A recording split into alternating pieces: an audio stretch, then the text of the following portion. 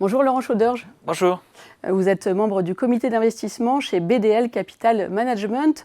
Laurent, la saison des résultats bat son plein.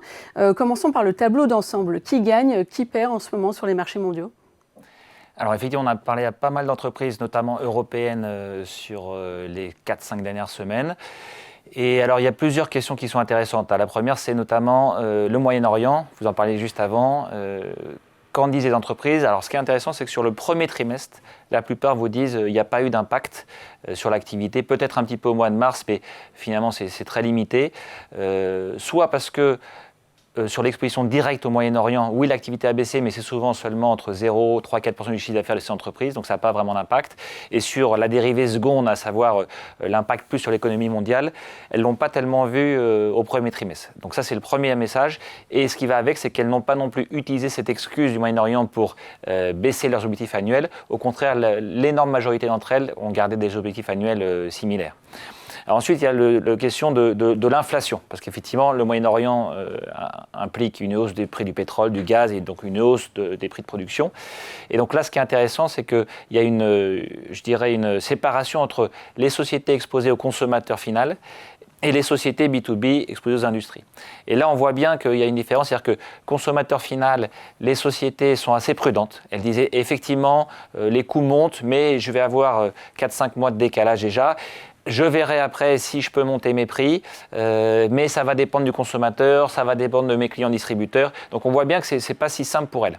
Et ce qu'on avait déjà vu en 2022, où les sociétés exposées aux consommateurs avaient eu des pincements de marge parce qu'elles n'avaient pas pu répercuter complètement la hausse de coûts dans les prix. En revanche, sur le B2B, là c'est beaucoup plus clair, il y a du pricing power.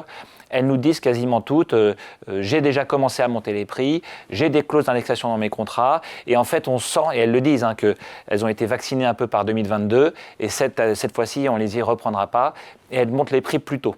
Donc la conséquence de ça, c'est que le B2B aura moins de pression sur les marges, et en revanche, on va avoir de l'inflation qui arrive dans le système au deuxième semestre. C'est à peu près inévitable, avec ces hausses de prix qui ont déjà commencé ou qui arrivent sur le deuxième trimestre.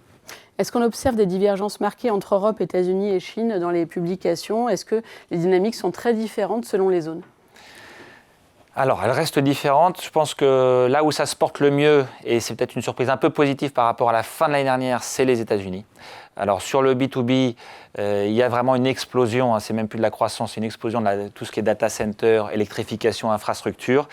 Ça dope le marché, ça compense un peu certains autres secteurs comme la construction qui reste faible. Mais de manière générale, il y a l'investissement, tout ce qui est reshoring aussi, bénéficie aux États-Unis. Et le consommateur américain, à la marge, s'améliore, sachant que le consommateur haut de gamme se porte toujours bien. L'Europe, vous en parliez un petit peu avant, je pense qu'elle est stable, l'Europe. Il n'y a pas de déclin.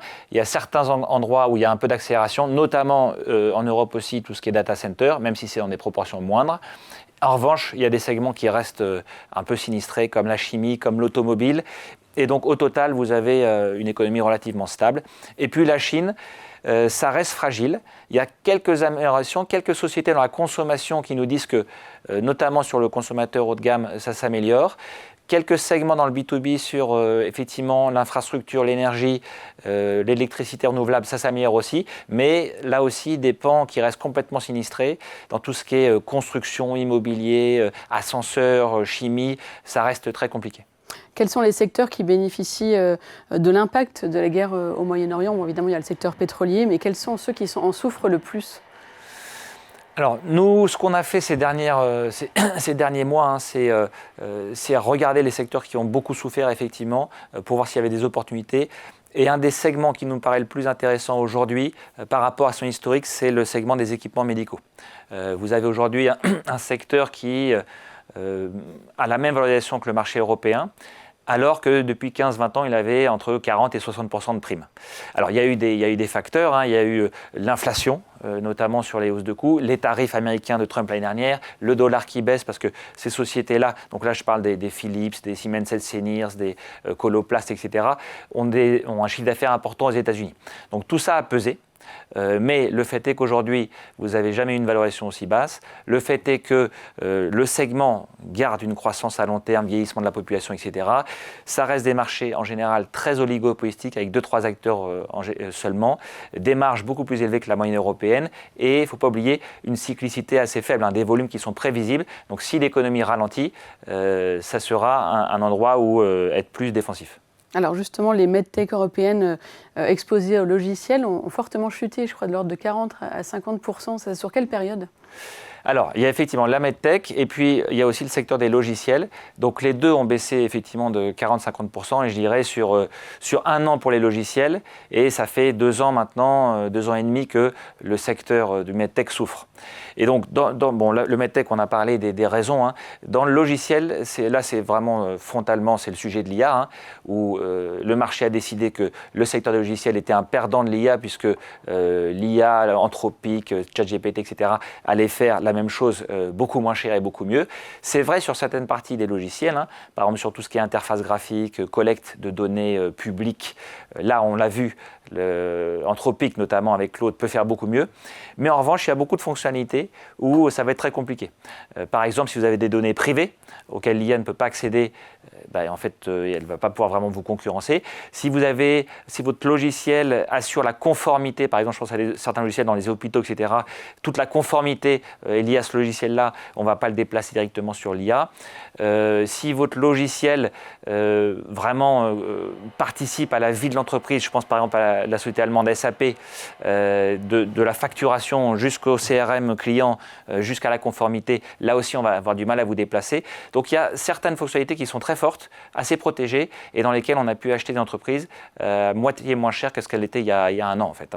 Donc vous y avez vu une opportunité d'investissement, vous avez vraiment investi sur ce secteur. À quel moment, quelle position est-ce que vous avez prise ?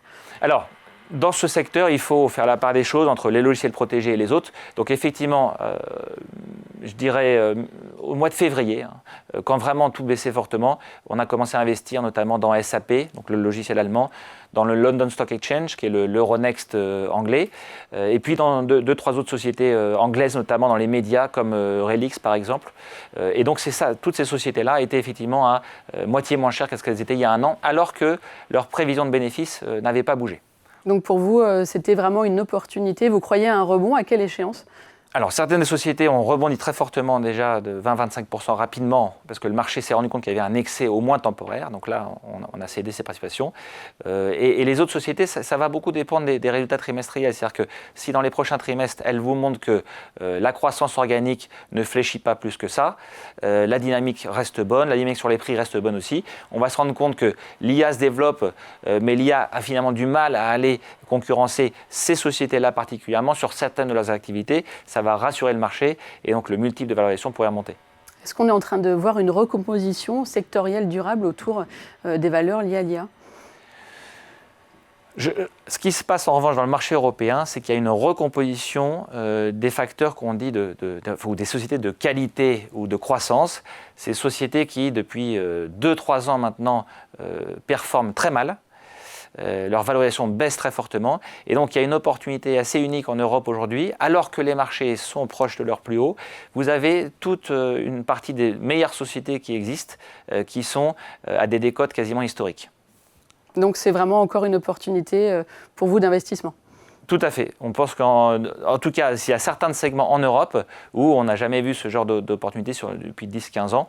Alors effectivement, ces opportunités sont là parce qu'il y a des sujets de dollars, de tarifs, etc. Je pense aussi aux spiritueux.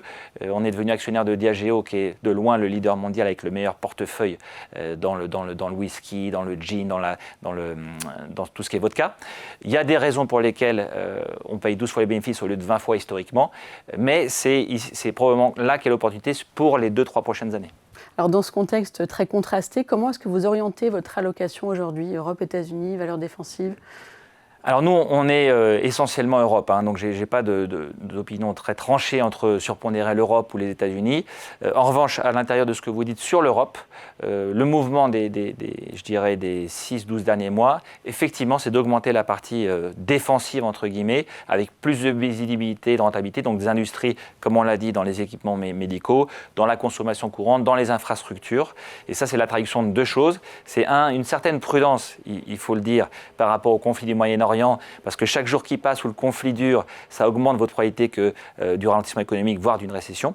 Donc plus de prudence macro, je dirais, mais micro, c'est ce que je disais, l'opportunité de pouvoir investir dans certaines de ces entreprises à des prix, des valorisations qu'on n'a pas vues depuis longtemps. Alors, dernière question, justement, sur le risque géopolitique. À votre avis, Laurent, est-ce qu'il est correctement valorisé par les marchés ou est-ce qu'une nouvelle escalade autour du détroit d'Ormuz peut encore créer un choc que personne n'a anticipé ? Alors, je pense que si y a une nouvelle escalade, c'est pour le coup pas anticipé et on aura une correction boursière. Ce qui rend le métier difficile actuellement, c'est que chaque jour, les nouvelles sont contradictoires entre réouverture ou pas réouverture et la conséquence de l'ouverture ou pas est assez binaire. Soit on arrête les dommages collatéraux maintenant et on peut se projeter sur une économie qui ne ralentit pas tant que ça, des baisses de taux, etc. Soit ça se prolonge et là, comme je disais, la probabilité que la récession arrive augmente.